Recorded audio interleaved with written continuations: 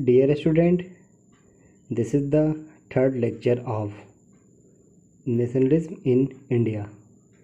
इस लेक्चर में हम British government response, first round table conference, people opinion about the movement, limits of CD Dalit के बारे में जानेंगे। ब्रिटिश गवर्नमेंट ने कांग्रेस लीडर को कैप्टिव बनाना स्टार्ट किया, जिससे कई प्लेस पर वायलेंट भी हुआ। लगभग 1 मंथ बाद गांधी जी को भी अरेस्ट कर लिया गया। इंडियंस ने ब्रिटिश रूल के सिंबल पर अटैक करना स्टार्ट कर दिया, जैसे police station, municipal corporation, court, railway station etc। इसके बाद भी ब्रिटिश गवर्नमेंट का एटीट्यूड भी वेरी क्रूल था। वो मेन के साथ साथ वीमेन और children where also beaten, means लगभग 1 लाख पीपल को अरेस्ट कर लिया गया। यानी मूवमेंट्स के बाद, सीडी मूवमेंट्स के बाद ब्रिटिश का ये रिस्पॉन्स आया इंडियंस के लिए। नेक्स्ट हम बात करेंगे फर्स्ट राउंड टेबल कॉन्फ्रेंस 1930। जब मूवमेंट वायलेंट रूप लेने लगा तो गांधी जी ने मूवमेंट समाप्त कर दिए। 5 मार्च 1931 को गांधी जी और इरविन के बीच एक ट्रीटी साइन की गई, जिसका नाम था Irwin pact.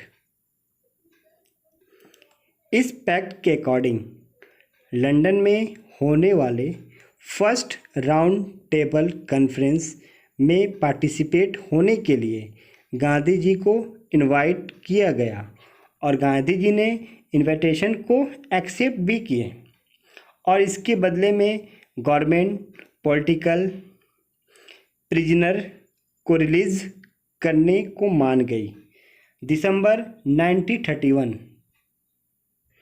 Gandhi ji London गए, लेकिन first round table conference failed हो गई और गांधी जी को डिसपॉइंटेड होकर लौटना पड़ा। जब गांधी जी भारत लौटे तो उन्होंने देखा कि मैक्सिमम लीडर्स जेल में थे। कांग्रेस को इलीगल डिक्लेयर कर दिया गया। मीटिंग, स्ट्राइक, प्रोटेस्ट को रोकने के लिए कई स्टेप्स लिए गए थे। इसके बाद गांधी जी ने सीडी मूवमेंट रीस्टार्ट कर दिए, लेकिन 1934 आते आते the wind of the movement was gone. Next हम बात करेंगे people opinions about movements. First farmer की बात करेंगे। फार्मर्स के लिए स्वराज की लड़ाई का मीनिंग था मोर रेंट के अगेंस्ट लड़ाई। जब 1931 में जब रेंट रेट्स में सुधार के बगैर भी, यानी बिना सुधार के मूवमेंट बंद कर दिया गया, तो उस टाइम फार्मर हाईली डिसपॉइंटेड थे। इसलिए जब 1932 में मूवमेंट को रिस्टार्ट किया गया तो मैक्सिमम फार्मर्स ने इसमें पार्टिसिपेट होने से मना कर दिए। स्मॉल फार्मर तो ये चाहते थे कि आउटस्टैंडिंग रेंट पूरी तरह से माफ़ हो जाए। वे जब सोशलिस्ट और कम्युनिस्ट द्वारा चलाए जा रहे फ्यूरियस मूवमेंट्स में पार्टिसिपेट होने लगे। ऐसा लगता था कि कांग्रेस रिच लैंडलॉर्ड्स को एंग्री नहीं करना चाहती थी, इसलिए कांग्रेस और पुअर फार्मर के बीच के रिलेशन कोई सर्टेनिटी नहीं थी। नेक्स्ट हम बात करेंगे बिजनेसमैन। सेकेंड वर्ल्ड वॉर के समय इंडियन बिजनेसमैन और इंडस्ट्रियलिस्ट का बिजनेस बहुत ग्रोथ किया था। वे उन ब्रिटिश पॉलिसी के अगेंस्ट थे जो बिजनेस में हिंद्रेंस डाल रहे थे। They wanted protection from imports and रुपया एंड पाउंड्स का ऐसा एक्सचेंज रेट चाहते थे जिससे इंपोर्ट को रोका जा सके। Next, Indian industrial and commercial Congress की स्थापना 1920 में हुई और federation of the Indian chamber of commerce and industrial यानी FICCI का गठन 1927 में हुआ। इस बिजनेस को शेयर्ड प्लेटफॉर्म पर लाने के लिए एफर्ट्स का रिजल्ट था। ट्रेडर्स के लिए स्वराज का मीनिंग था गल घोंटू इंग्लिश पॉलिसी का अंत।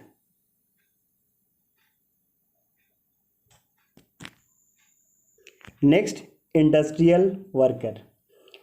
कांग्रेस के डीसी मूवमेंट के प्रति इंडस्ट्रियल वर्कर्स का एटीट्यूड कूल ही रहा, क्योंकि कांग्रेस इंडस्ट्रियलिस्ट के क्लोज थे।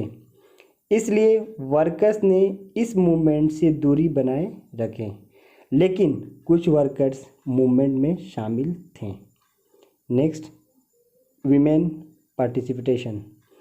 सीडी मूवमेंट में वीमेन ने भी बढ़ चढ़कर हिस्सा लिया, लेकिन उनमें से मैक्सिमम अर्बन में रह रही अपर कास्ट से थी और रूरल एरिया के रिच फैमिली से थी। लेकिन लॉन्ग टाइम तक कांग्रेस अपने ऑर्गेनाइजेशन में वीमेन को रिस्पॉन्सिबिलिटीज़ के पोस्ट देने से सटन यानी कतराती रही। कांग्रेस केवल वीमेन को सिंबॉलिक्स पार्टिसिपेशन से ही सेटिस्फाइड रहना चाहती थी। Next, limits of CD Dalit participation. Starting में कांग्रेस ने दलित पर केयर नहीं किया, क्योंकि वो कंजर्वेटिव्स अपर कास्ट हिंदूज़ को नाराज नहीं करना चाहती थी। लेकिन महात्मा गांधी का मानना था कि दलित की कंडीशन सुधारने के लिए सोसाइटी की सुधार इम्पोर्टेंस है। महात्मा गांधी ने डिक्लेयर किया, अनटचेबिलिटी को समाप्त किए बगैर स्वराज की प्राप्ति नहीं हो सकती है। कई दलित लीडर्स और कम्युनिटी की प्रॉब्लम्स को पॉलिटिकल सॉल्यूशन चाहते थे।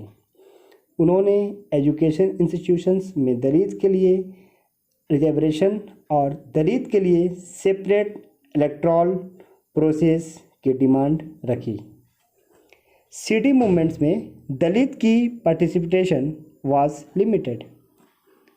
डॉक्टर भीमराव अंबेडकर ने 1930 में डिप्रेस्ड क्लासेस एसोसिएशन का गठन किया।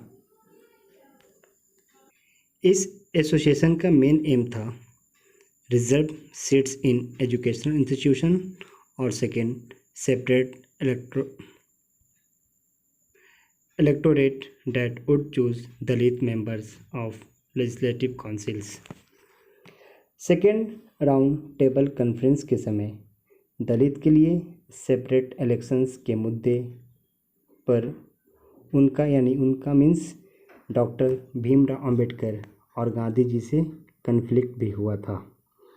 जब ब्रिटिश ने अंबेडकर की डिमांड मान ली तो गांधी ने डेथ स्ट्राइक स्टार्ट कर दिए।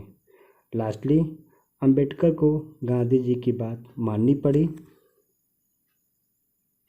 इसकी कल्मिनेशन सितंबर 1932 पूना पैक्ट के फॉर्म में हुआ।